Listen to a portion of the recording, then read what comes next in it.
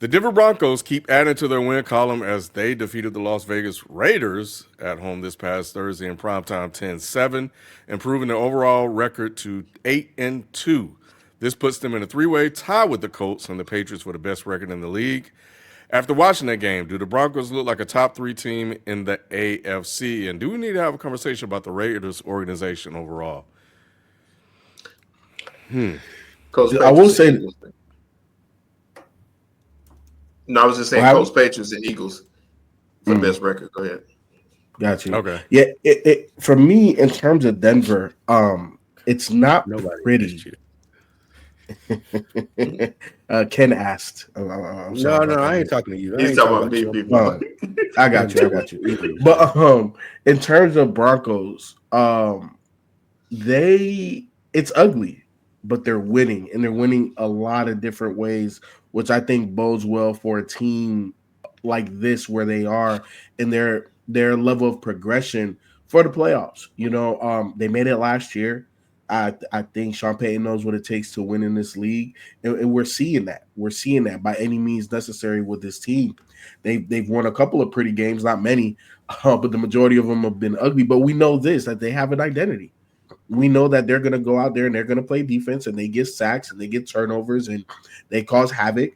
And as long as the offense can put up something, you know what I'm saying, they're going to be all right. Now, I think that side of the ball definitely needs to get better. Bo Nix needs to become more consistent. I think that's the next level of progression in his game. But at the end of the day, we've seen this man, no matter how bad he's played, when it comes down to the time for him to do something to win the game, he does it. So I think we got to give him credit for that. In terms of the Raiders, as an organization, man, these boys have been in the stinker for a very long time.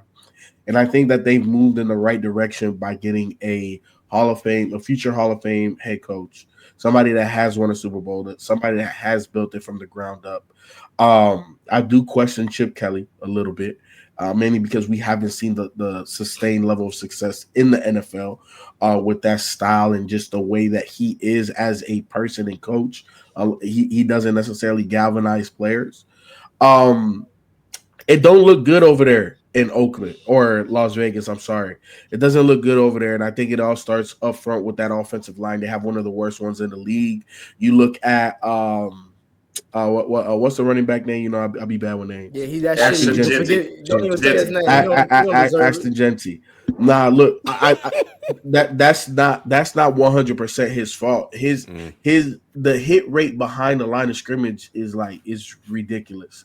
And when you look at his rate of breaking tackles, it actually is elite. You got to he can't be getting hit 2 times behind the line of scrimmage, bro. Like, there's no running back that's gonna have success with that type of offensive line play. Gino is definitely cooked. I thought he'd be at least serviceable, middle of the pack, but I think it's a wrap for him. I think they definitely need to go in a different direction, whether that be via trade in the offseason or young quarterback in the draft. But I don't think they're far off. I just think that this division at the top, the other 3 teams are that much better right now. But I don't think the Raiders are far off. But they definitely need a quarterback in the O line if they're going to make any noise next year. Yeah, it was a tough game to watch on the offensive side of the ball. Both defenses played really, really well. I'm talking about the Raiders defense stepped up big time. I didn't expect them to play as well as they did in that game at all, but they held up nicely. The offense just didn't give them any type of help. Gino looked terrible. He had to come out in the game a couple times, and when he came out, they still looked lost. So Chip Kelly called I think the 3rd and 2 or something like that. He called a quarterback sneak. It was just some ugly play calling too down the stretch, and and Gino looked lost in the pocket. So he got a lot of pressure. I forgot how many sacks they had, but it was just some sacks. It was like 10 sacks. Yeah, on some key downs, it was just crazy because they had several opportunities to win this game. The defense put them in great position several times. You got 2 interceptions by, I can't remember his name. Kelly was the DB. You got 2 interceptions on both Knicks, and the defense put them in position to win. It's just that the offense couldn't get anything going whatsoever. They take 2 steps forward and 3 back. It was just an ugly game on both sides of the ball. And the better team, the better coach team, won that particular game. I think that Chip Kelly is your odd man out next year. You're right. They do have to replace Geno. Geno made some mistakes that a veteran quarterback can't make. If nothing else, all you had to do was hold the fort down. He didn't hold the fort down. All right, to answer your original question, yes, I do think that there are better teams in the AFC than the Broncos, regardless of record. I would still take Kansas City to go to the Broncos Stadium and win. I would still take Baltimore. I would maybe take New England. So yeah, they're and the Colts as well, and maybe the Chargers. So they're 3-2 possibles, most definitely that I would take over, just because of the play of Bo Nix. I don't think that he's for real in the sense of being at the level that of a quarterback that can win playoff games. That defense may be that coach. Yes, absolutely believe that, but I don't think there's a chance that he can battle against any of the top QBs in the AFC that may be making the playoffs and win. And that's even including Daniel Jones. So I got them under all of those teams.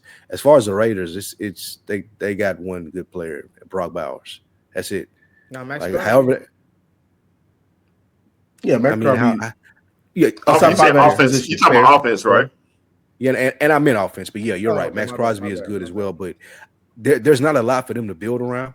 And I don't think that Pete Carroll is the person either. Like Chip Kelly, y'all right. Chip Kelly shouldn't have a job right now. Like he should be walked out of the door with some of the other offensive coordinators as bad as he's done this season. But I also don't know if I need to build. If I'm bringing a new quarterback in, that ain't going to be Geno Smith. And Pete Carroll chose Geno Smith. I might need to move on from Pete Carroll as well. I know it's 1 year. I know he's a Hall of Fame coach. But if I'm bringing a brand new quarterback in, do I want him with an 80-year-old head coach? I find it interesting. I'll start with the Raiders. Sheldon, it's crazy that they had a chance to get your boy Shador and they chose Geno. And listen, I mean, Shador used to a bad old line, so he could have probably done something better with this. I mean, and he giving Brock Bowers in the I didn't want to talk about that running back. But to me, the Raiders organization is a horrendous organization. They chose with what pick did they have? Shed? Was it 4th or 6th? Was it 4th? He was 4. Yeah, he was top 5. FIFO started off saying that the Raiders have one of the worst offensive lines in the league, and they chose a running back with their 4th overall pick. That's insane. People thought Tom Brady, Pete Carroll, and Chip Kelly would be some type of trifecta, and it's looked like nothing, the complete opposite of that. I don't understand who constructed this team and who thought. Some people thought the Raiders may even be a playoff team. I was like, well, I don't how, when, why. So I'll leave it at that. They're a horrible organization. I don't know what. If you told me to clean house next season, I would understand that. If they wanted to run it back to get a higher draft pick so they can really rebuild, then I can see that as well. But either way, they're nowhere near competing for anything. With the Broncos, to me, it's funny. Lou was talking about. He said the defense is good, the head coach is good, the quarterback ain't. And I'm thinking, Ken, who picked the quarterback? Whose offense is this? And who's supposed to be the Hall of Fame Super Bowl winning head coach? And I'm like, why are we not talking about Sean Payton in this offense too? Because this is his guy. It ain't like he was like some Brian Daboll where he adopted Daniel Jones. It ain't like he's some whoever other head coach or even what's his name, Ben Johnson, who adopted Caleb. It's like you were there when this guy was when you had to pick. You picked at him because you said that he could be the best to run your offense. And then when we look at what happened last Thursday, it's like, why the fuck is he even starting? Because to me, anybody can put up 10 points, especially on the Raiders. We just saw it Monday. It's because they're 8-2. That's why nobody's questioning. No, they're 8-2. But it's a false 8-2. It's like when the Steelers. How's it a false 8-2? Remember that I can tell you how if y'all want to know. I was waiting for people to say it. We're leading the division with the Super Bowl contending team. You're giving me the answer. Like how you got the answer doesn't matter too. Like show your work, nigga. Nope. We see these games. We see how these games go. Somebody and they keep on trying to flower it up by saying, "Oh, in the 4th quarter when it count." I'm like, why do we have to wait till the 4th quarter? I'm just telling you the reason why they're not questioning. That's why they're not questioning Sean Payton. I'm going to add some context. But, you talk about the fourth quarter. I mean, is it possible he's the white Jalen Hurts? No, Ken. He might. Hey, Nowhere Ken, I think he's just more the white Tim Tebow. Yeah, that's closer. Why not? He steps up. He wins the games. No. What did Spike say? Spike say the defense good. He went through the whole list, and then he said the quarterback's not. I don't know. It sounded very familiar to me. That's not familiar. If it wasn't for just past Monday night game where the Eagles also only threw up 10 points, I would say that's a crazy take you have. But all I'm It's saying still is crazy, Nick. with Bo Nix, it's just like, bruh, the only good drive that I remember from Bo Nix, like that was like that meant something, was last year in the playoffs when they faced the Bills. That first drive where he threw that touchdown pass, I think to the guy he likes throwing it to now, Franklin or something like that. Yeah. That looked like they was gonna have a good game. So, and then 2 minutes later, he was like, "Oh yeah, I forgot he's shitty." They dominated Dallas. So I mean, but that's again a shitty team, a bum team. Like it's a terrible defense. So yeah, that's what I'm saying. My thing is like they're winning these 1-score games. They're not playing well offensively, period. Like, and to me, that's like that has to be on part of the head coach too, because it's like, but Nick, they're still 8-2 though. They're 8-2, but it don't mean shit. The same. Lou, last week we talked about how for the Kansas City Chiefs, it don't mean shit as long as they make the playoffs, because we know what they can do in the playoffs. Right. To me, if we can use that logic to talk about greatness, we can also use that logic to talk about somebody who's shitty. Because you can't criticize Sean Payton for them because they always gonna fall back to their 82. Regardless of how it looks, Nick Sirianni kept a job for the last 3 years, regardless of the record and going on how it looked. So that's not going to be the determining factor. But they get W's. You're being and I know this is fits your bill, but like you're being disrespectful to Jalen Hurts to even compare the Bo Nix situation in Denver to what Nick Sirianni is dealing with in Philadelphia, bro.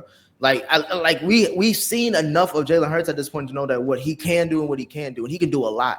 What I'm looking at with Bo Nix is like what does Bo Nix do well? Like point blank period. Well, it's his second year in the league, right? We ain't doing that because people have put Caleb Williams on the clock in his second year, and you did.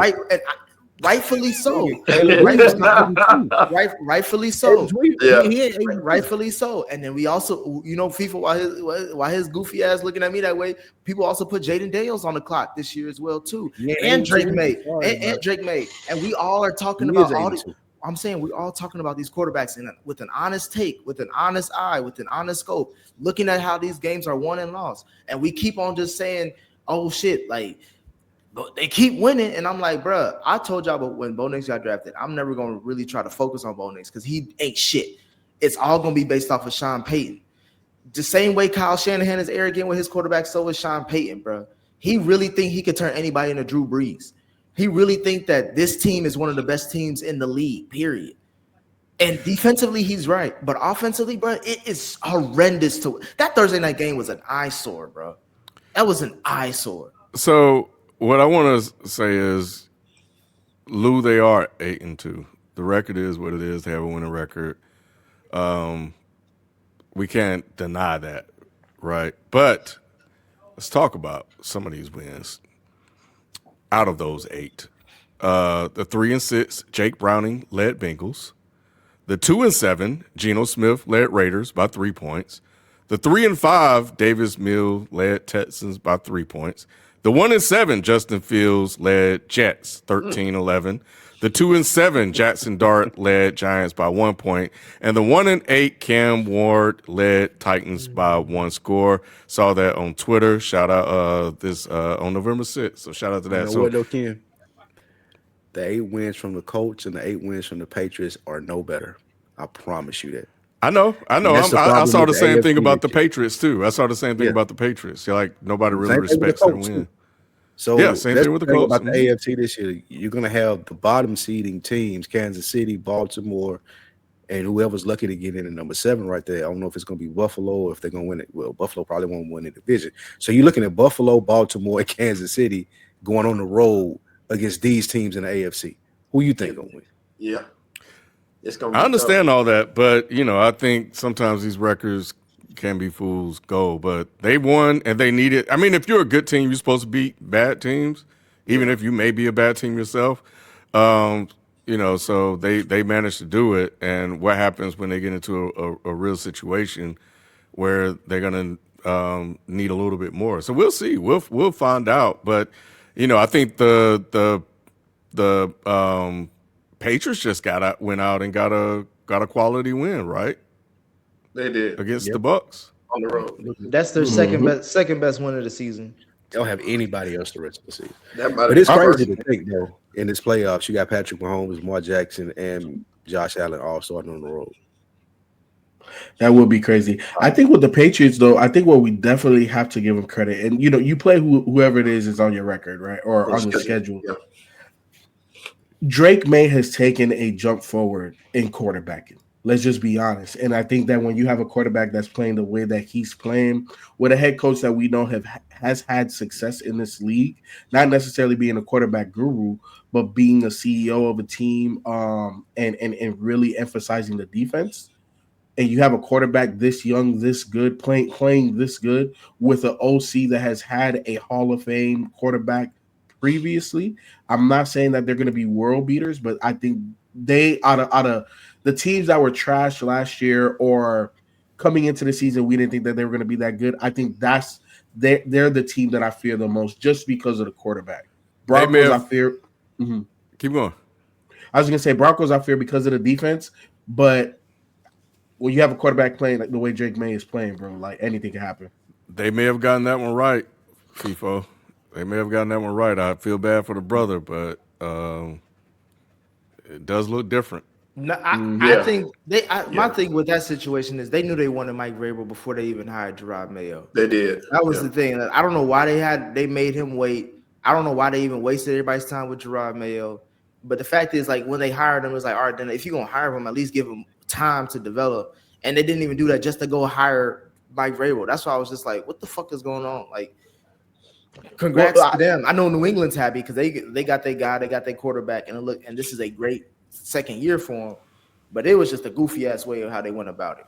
But you know what, though? In the same way that we've seen quarterbacks in today's day and age be expendable, head coaches are the same way. And I think that if no matter who your head coach is, if the guy you really want is available, then you make that move. Go get him.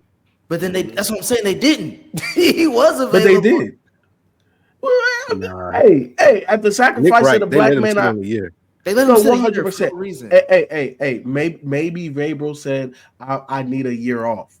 What the price was too high last year. Price might have went down too.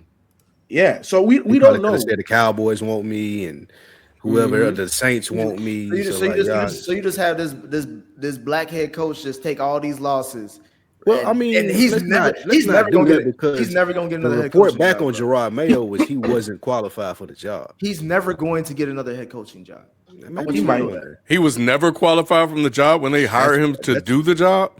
That's the report back. Ken, they was saying that he had no idea how to be a head coach. Of course, it was his first time as a head coach, so of course, but they weren't willing to give him the grace, especially because the coaches they wanted, to Nick's point, was sitting out there, but they wasn't willing him to get that. They weren't going to give him the grace to learn how to be a head coach. So why did they hire him? That's the mystery. He was the owners. He was the owners. Like, he had a really close connection to Kraft. That's what I because he used to play when they won Super Bowls. My thing was more about they needed somebody to take these losses, Ken, and he was right in the building. He was willing to take it. Damn, take that. That's rough. I thought they got rid of affirmative action. All right, we'll